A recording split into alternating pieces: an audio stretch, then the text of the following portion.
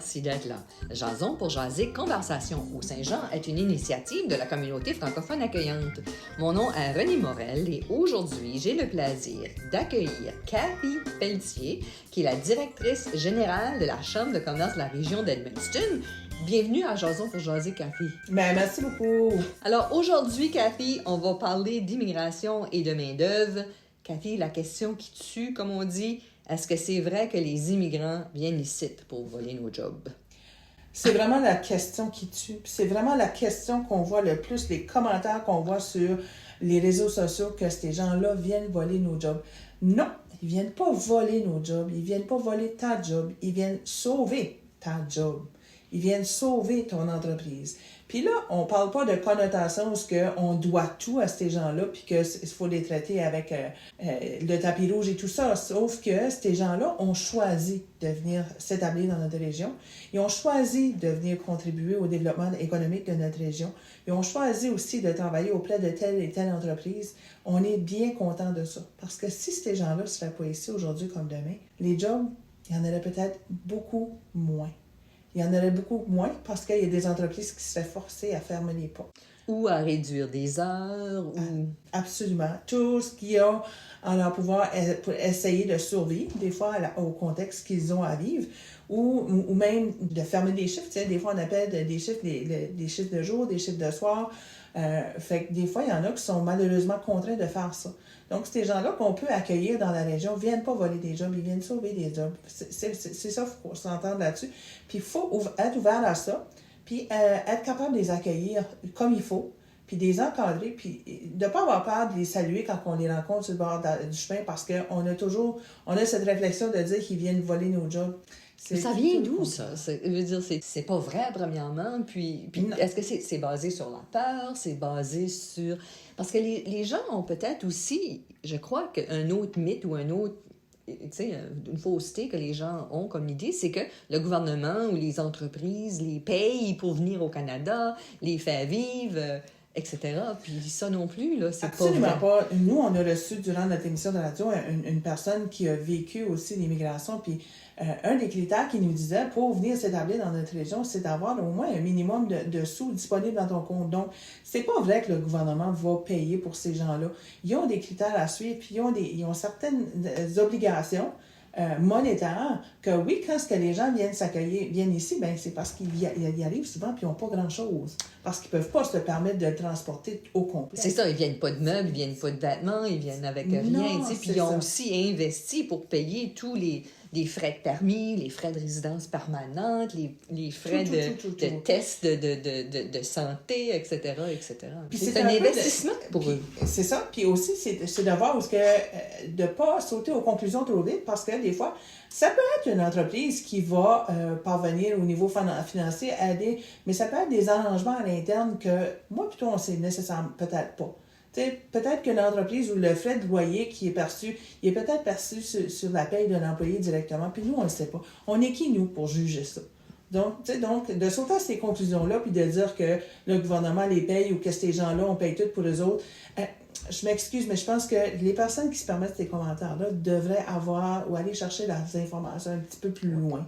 Ouais, mais c'est facile de faire des commentaires gratuits, puis de juste regarder les grands titres ou de pas fouiller plus loin. C'est un peu le désavantage des temps dans lesquels on vit avec les médias sociaux aussi. C'est ça. Les réseaux sociaux sont une grande partie de la chose, parce que des fois, ça prend juste une étincelle pour allumer un feu.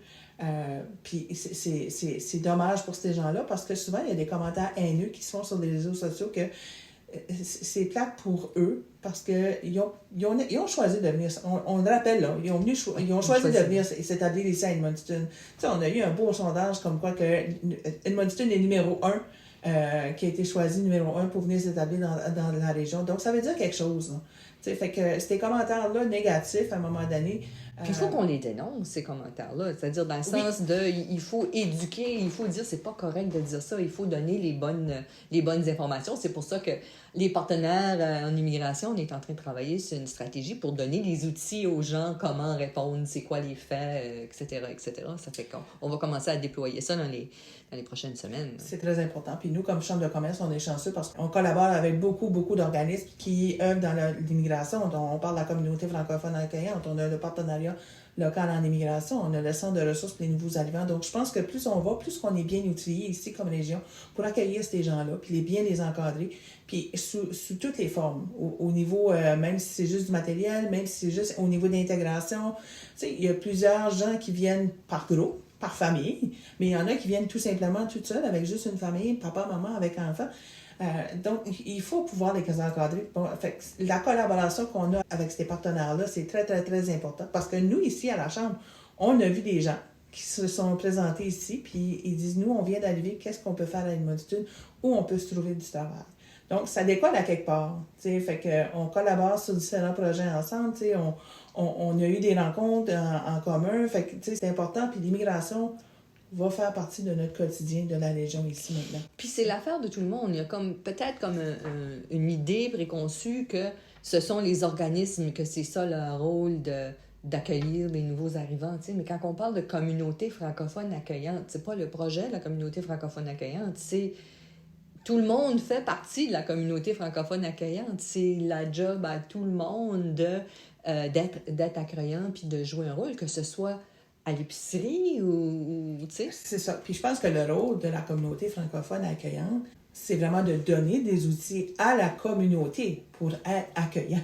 T'sais, donc, s'il y a des gens qui pensent qu'il y a des besoins à quelque part ou qu'il y a des choses qui n'ont pas été adressées au niveau des migrations, ben on demande de contacter la communauté francophone accueillante ou le centre de ressources pour plein de choses qu'on pense qu'on a un manque. T'sais, on n'est pas des spécialistes, mais on est là pour travailler dans cette avenue-là pour qu'on soit accueillant. Donc, pour donner des outils. La Chambre de commerce a aussi joué un rôle dans la création du projet de la communauté francophone accueillante et du partenariat local en immigration. Tu sais. Ça vient de vos membres, ça vient de votre conseil. Ça, c'est... Oui, parce que c'est un besoin, puis c'est encore un besoin d'encadrer ces gens-là. Nous, comme Chambre de commerce, notre priorité, c'est les entreprises, c'est les problématiques qu'ils vivent. Donc, on voyait où il y avait des gens qui embauchaient des immigrants, mais sauf qu'au niveau de rétention, puis d'accueil, d'encadrement et tout ça, il y avait un besoin. Fait que, tu sais, je pense que, puis c'est avec tous ces partenaires-là alentour qu'on est venu à la conclusion que l'organisme Communauté francophone accueillante était important dans la région, de même que la même chose avec le partenariat local, où tout se complète ensemble.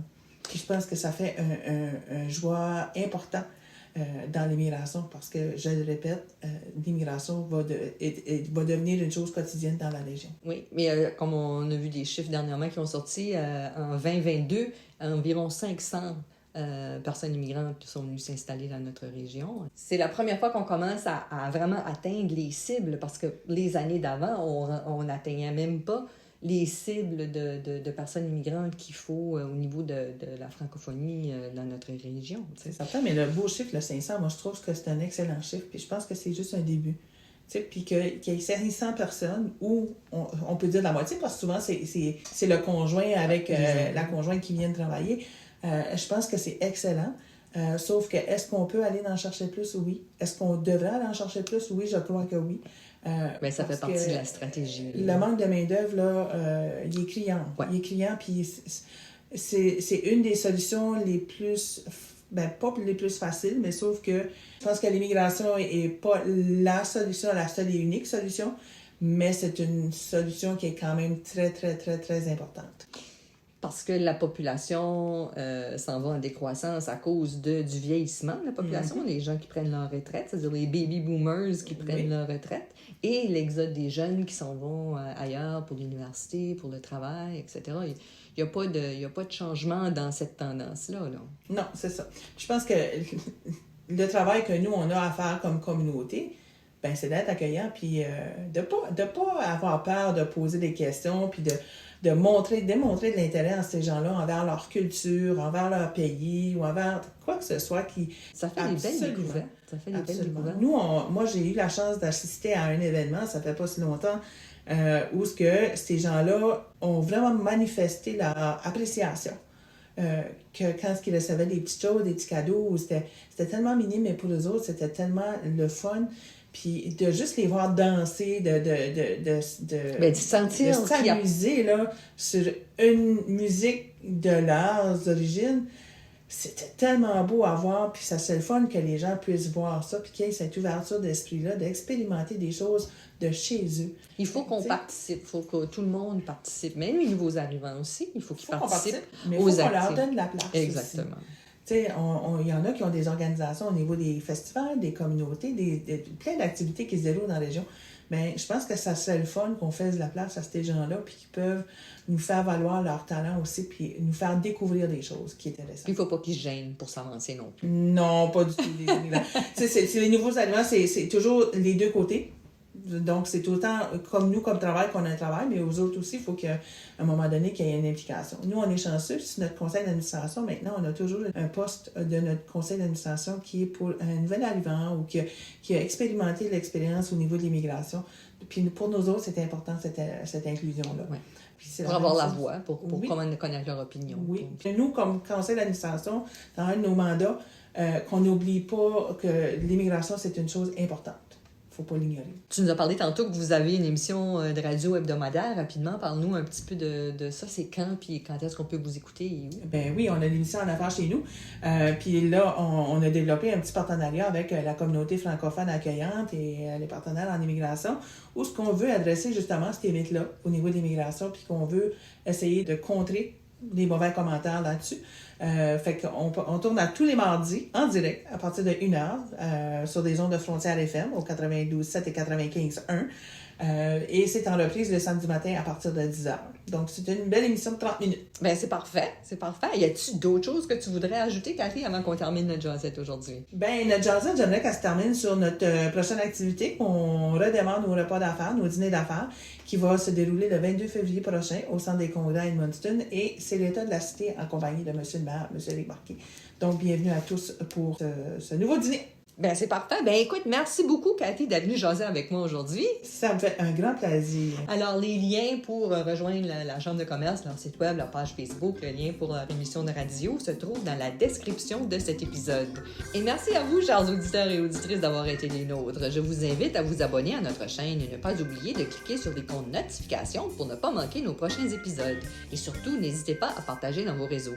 Cette émission est une réalisation de la communauté francophone accueillante qui regroupe la ville d'Edmundston, la ville de Haut-Madawaska et la Première Nation Malécite du Madawaska dans le nord-ouest de la province du Nouveau-Brunswick. Ce projet est rendu possible grâce au financement du ministère de l'Immigration, Réfugiés et Citoyenneté Canada, tout droit réservé en cette année 2023. Merci et à la prochaine!